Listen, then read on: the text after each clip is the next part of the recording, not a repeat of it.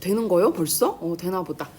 자, 여러분, 과학 사회학의 두 관점 그랬는데요. 자, 사람 이름 여러분 잘 아셔야 돼요. 그러니까 이게 주제 통합인데 과학이랑 사회를 합쳐가지고 했거든. 그래서 두 사람, 이 가는 머튼이고 나가 버널이야. 그래서 이 사람들의 이름 이거 헷갈리면 안 돼. 로버트 머튼, 나는 버널 나와 있어요 지문에. 그래서 가를 먼저 보시면 이제 머튼은 과학의 자율.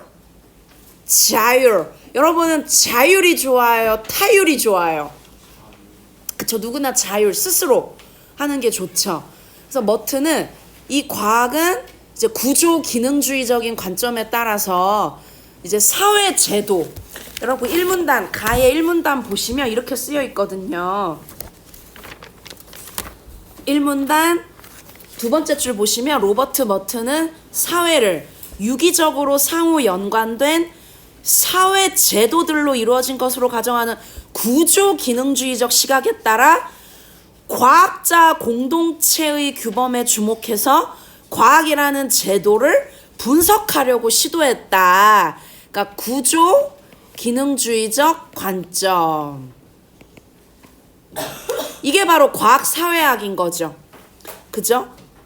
사회가 사회 제도들로 이루어진 것처럼 과학은 과학자 공동체의 규범으로 이루어져 있다.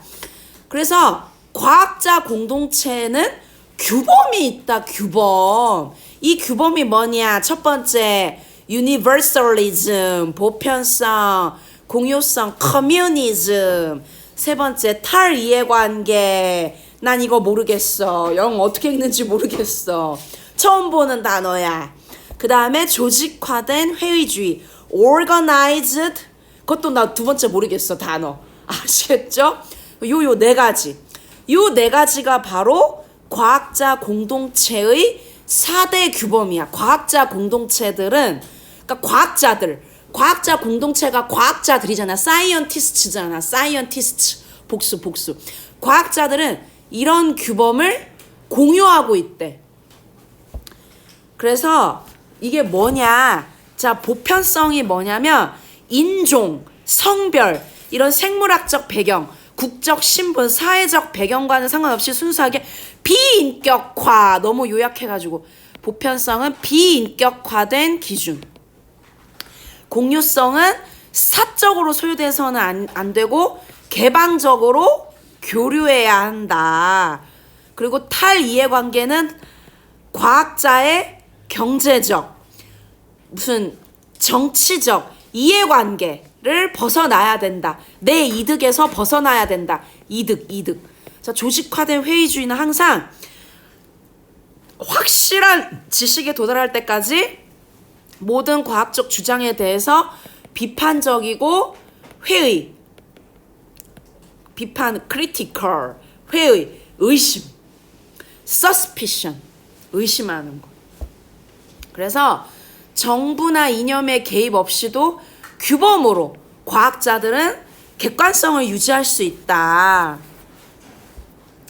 그래서 전체주의, 막 소련 이런 데서는 과학 발전이 불가하다. 왜냐면 자, 3문단 네 번째 줄 봐. 전체주의 사회는 복종의 미덕을 강요하고 회의주의, 의심하는 걸 용인하지 않아서 자유로운 탐구와 비판이 불가능하다고 보았기 때문에. 그래서 이제 이 머튼은 이런 비판을 받아요.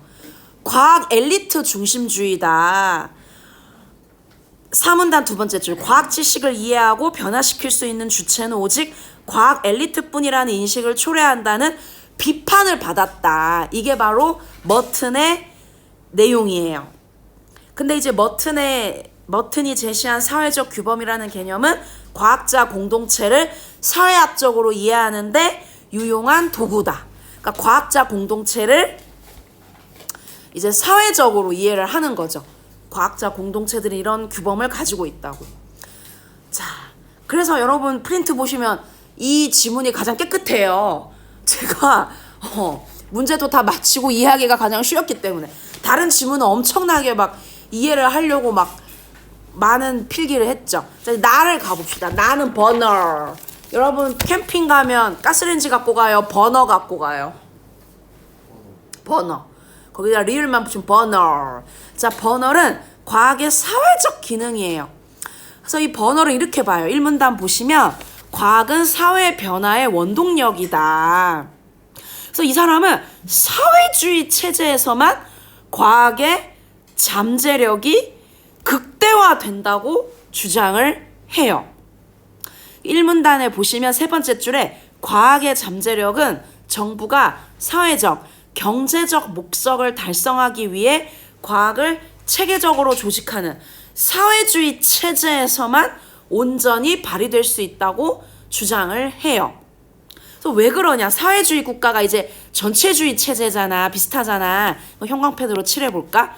사회주의가 전체주의잖아. 그죠? 중국이나 러시아는 통제하잖아요. 그죠? 북한에서는 인터넷을 못한대요. 북한에서는 인터넷을 못해요. 인터넷 쓰면 처벌당해요. 처형돼요. 여러분. 그러니까 전체주의 체제, 사회주의 체제가 그런 거잖아. 그래서 이 사회주의 체제, 전체주의 체제가 바로 정부가 계획하고 조직하고 지원하는 체제죠. 그래서 순수 과학은 기술로 나아가서 생산까지 통합. 그러니까 과학으로만 그쳐서는 안 되고 기술, 생산으로 통합돼야 된다.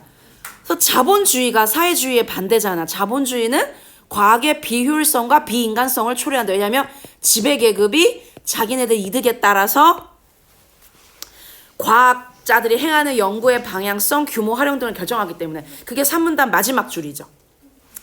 그래가지고 이제 이 사람은 소련이 5개년 계획을 펼쳐 그게 아주 좋은 모델이라고 평가를 합니다. 이렇게 해야 된다. 과학자들을 포함한 것은 그 소련 정부가 5개년 계획을 했는데 인류의 복지를 위해서 실용적으로 활용될 기회를 서구 과학자보다 더 많이 누릴 수 있음을 의미한다. 소련에서 지들이 막 전체주의적으로 막 소련 정부가 계획, 조직 지원했거든요. 5개년 계획. 이 비판이 있어요. 과학자의 자유를 침해한다. 정부가 막 알아서 다 하면 과학자들은 자기네들의 이 자유를 보장받지 못한다. 그러니까 머튼이랑 버널이랑 좀 반대죠. 어머. 형광펜으로 해볼까? 형광펜. 그죠? 과학자 자유. 이 자율이 자유잖아. 너무 이상적이다. 3문단 첫 번째 줄. 구체적인 실행 계획 없이 과학에 대한 자신의 이상만을 제시하고 순수 과학을 모욕하고 과학자의 자유를 침해한다. 이런 비판을 받았어요. 근데 이제 정부에서 과학을 지원해야 한다. 현대 과학 정책학이 등장하는 계기를 제공했다. 누가 왜 무슨 목적으로 정부에서 지원해야 된다. 그래서 핵심 요약하면 이거예요. 머튼은 과학은 과학자 공동체의 규범에 따라 과학자 공동체의 규범 4가지가 있었죠.